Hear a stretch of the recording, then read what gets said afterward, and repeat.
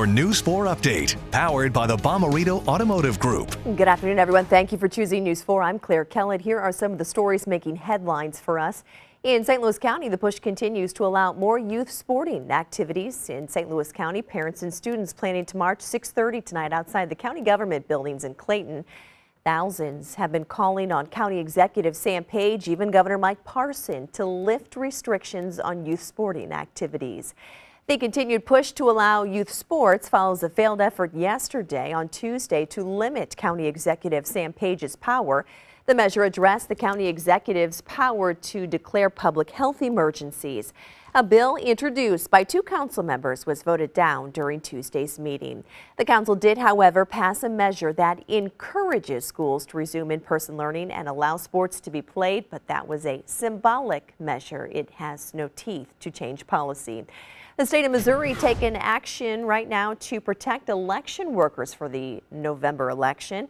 Secretary of State Jay Ashcroft's office has secured 25,000 additional face masks for local election authorities across the state. In May, he delivered 17,000 face masks and shields and 500 gallons of hand sanitizer to local counties.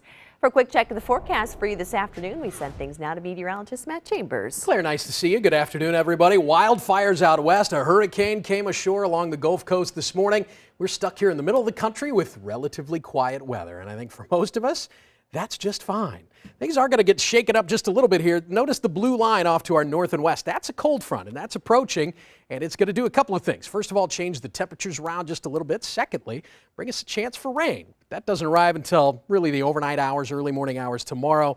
So we're stuck with warm conditions today. I say stuck. We shouldn't complain. High temperatures in the low 80s, partly to mostly cloudy skies, and maybe, just maybe, a hint or two of an isolated shower or a thunder shower south and southeast of St. Louis today. So Farmington, maybe a 20% chance of rain for you. Mount Vernon, 20% chance. Anywhere north of there, and the odds get even slimmer. So let's put it all together. This afternoon, high temperature of 83. Most of us are dry. It's a mixture of clouds and some smoke in the upper levels in the atmosphere from those fires out to the west.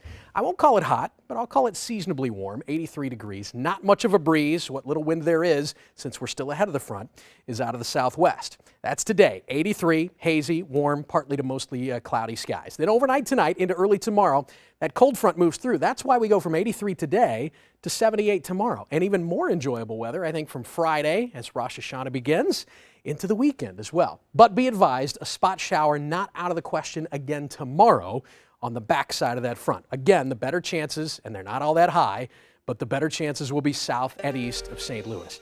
This is a weekend worth planning something outside, Claire. It's going to be very comfortable, low humidity, high temperatures in the mid-70s before we creep back into the lower 80s next week. Matt, thank you. And that is your News 4 update. Remember, we are always online at KMOV.com and your KMOV News app.